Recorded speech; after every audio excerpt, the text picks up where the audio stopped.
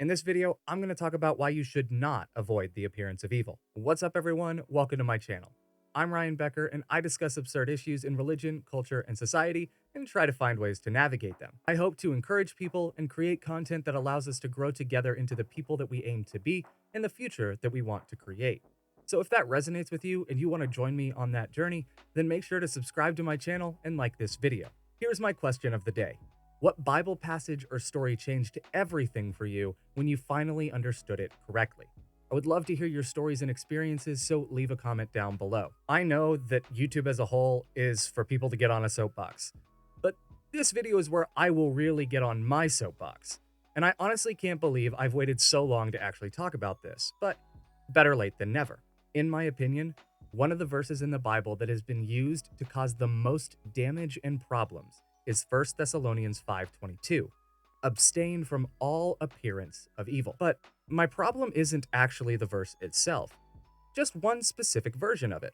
The King James Version, which is the version I just read, uses the phrase all appearance of evil, which is not the best translation of this verse and has led to significant misapplications of it. If you've been in the church for long enough, you've probably heard this verse and have had it taught to you that we must keep our behavior to such a high standard that it doesn't even appear that we are sinning or doing something wrong to those around us. This verse is mainly used to correct behavior in others that we don't like or agree with, keep children and believers in general in line, or sometimes used as a way to set what appears to be a reasonable boundary to protect someone from giving in to temptation. But the truth is, that interpretation isn't even correct.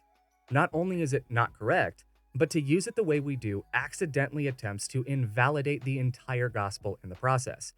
And if we are to judge something by its fruit, I would argue that the fruit this interpretation has yielded is one of manipulation, control, and pain. After all, if we were to avoid doing anything that even appears evil, then how can we possibly explain pretty much anything that Jesus did? You know, like that time that he got incredibly angry, picked up a whip, and flipped tables in the temple. I'm sure many people saw that and thought it was evil. Or what about that time that he picked wheat on the Sabbath? Or appeared alone to the woman at the well? Seriously, take any single instance of anything Jesus did, and if any of it could have appeared evil to even a single person, then Jesus is guilty of sin, thus invalidating any claim he has to being a worthy sacrifice in humanity's place. But let's forget the whole Jesus complication. Because what if you read it as avoid evil when it appears? Even that is problematic, as how would you ever engage with someone who has sinned? How could you ever support a loved one through addiction recovery? How could you ever convince a friend to tell the truth after they've lied? How could you ever have the opportunity for reconciliation if you are to avoid evil whenever it appears? And how would we ever share the gospel with, well, anyone at all? So what about those fruits I mentioned? Allow me to give you an example. Have you ever heard of the Billy Graham rule? Made famous by its namesake, the Billy Graham rule is a standard created to protect men in ministry leadership positions from temptation and sin. But even some public workplaces have also adopted its use, and Mike Pence has actually tried to rename it into the Mike Pence rule. The rule basically says that you should never be alone with a woman under any circumstances unless she is your wife. If you need to meet with a woman, you should choose a public place or have a third party present. While well-intentioned, this rule accomplishes a few terrible things.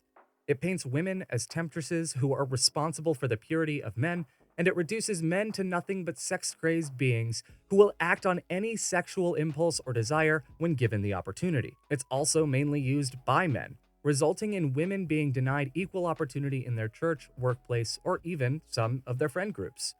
They cannot have private meetings to discuss personal or professional matters, and they get denied leadership positions at church or at work because they would have to meet with a man to do their job, and that's just not appropriate. Nowadays, that rule has been extended to include even the optics of such a meeting.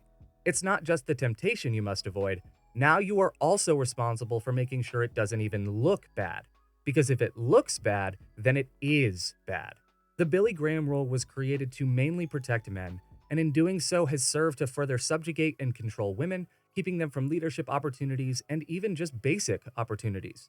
It created an artificial barrier for women that to this day keeps many women in the church from being treated equally. Another tragedy with this rule is that it's also taught Christians to see being alone together as the problem, rather than men and women who have no self-control or proper respect for others. The list goes on and on for ways that this verse and others like it have been used to control and limit the behavior of others.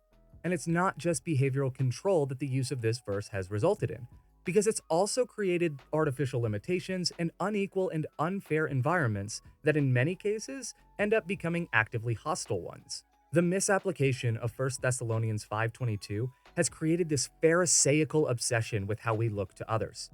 It makes people feel guilt for doing things that weren't even wrong, prevents Christians from entering spaces where they could accomplish real good because of how it would look to someone else, and it causes Christians to care more about appearing Christian than actually following Christ. You know, like a hypocrite would. So what does the verse actually say? A better translation of this text yields a sentence like this: abstain from every form of evil. And the specific Greek word employed here comes from the root word eidos, meaning form or type. When read this way, the focus of the verse turns inward. The first incorrect interpretation causes us to focus on our behavior as interpreted by others. But this interpretation calls us to look at our behavior as it actually is. This text is telling us to refrain from active personal participation in evil. For example, if you believe drinking is wrong, it's not wrong to be around people who drink, but it would be wrong for you yourself to drink, because it's through presence and quality time that we can foster a true sense of love for other people, regardless of the actions they take. And it's acting from that true sense of love for someone that we are best able to show them Jesus' love. It's important that I clarify that this doesn't mean you have to befriend every single person who does something that you disagree with. Every single one of us has had boundaries and baggage that we carry with us around certain actions and behaviors, especially if those actions have been used to hurt us. Every person must operate within those boundaries and step out of them only as God calls them to. So don't feel that you have to suddenly ignore your own painful past as if it didn't happen. That's not what I'm saying here, and I would never ask you to do something like that. The bottom line is, being faithful to your calling is more important than the opinions of other people, especially people who already consider themselves saved. Likewise, others being faithful to what God calls them to is much more important than the opinion that you and I have of them. One of the biggest lies that has been sold to us is that we are responsible for the opinions and thoughts of others. It leads people to blame victims of sexual assault because of what they were wearing or what they were doing. And it leads countless Christians to spend more time worrying about the interpretations of their actions more than the actual substance and impact of them. The truth is, we are not responsible for anyone else's thoughts or opinions of us, but we are responsible for the opinions and thoughts that we have about others. While yes, we should treat others kindly and not go out of our way to create a bad reputation for ourselves, we must also accept that we cannot please everyone or make everyone like us. We do the best we can with what we have, we invest in the people that genuinely care about us and take the time to get to know who we really are, and we move on. We need to reframe how we approach our behaviors and the behaviors of others, making judgments not by how they appear, but what they actually are in light of the calling that God has placed on us. So, I invite you to do some introspection. Did you have an incorrect understanding of this text? And how can you apologize for past misapplications, and what can you do to ensure that it doesn't happen again? I really hope that we are able to leave this in the past and allow people the opportunity to be better heard and understood. And I pray that you are able to move forward in confidence, knowing that God has called you to so much more than this, and that you are not defined by the opinions and views of others, but by God's love for you. If you enjoyed this video and you want more content like it, help me out and click that subscribe button to support my channel. And as always, make sure to like this video, leave a comment down below, and check the links in the description for more great content. Thanks for watching.